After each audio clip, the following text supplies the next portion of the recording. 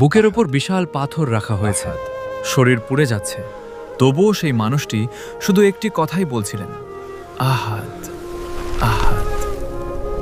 তিনি ছিলেন হযরত বিলাল রাদিয়াল্লাহু আনহু। ইসলাম গ্রহণ করার পর থেকেই তার উপর শুরু হলো ভয়ঙ্কর নির্যাতন।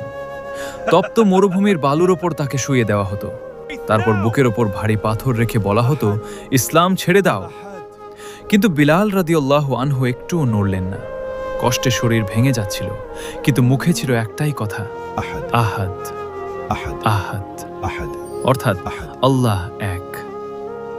শেষ পর্যন্ত হযরত আবু বকর রাদিয়াল্লাহু আনহু তাকে কিনে মুক্ত করে দেন। আর যে বিলাল রাদিয়াল্লাহু আনহুকে একদিন মক্কার রাস্তায় কষ্ট দেওয়া হয়েছিল, পরে সেই বিলাল রাদিয়াল্লাহু আনহুর কণ্ঠেই মদিনায় আজানের ধ্বনি উঠেছিল। সুবহানাল্লাহ। আজ আপনার জীবনেও যত কষ্ট থাকুক, আল্লাহকে ছেড়ে দেবেন না। আপনি যদি আল্লাহ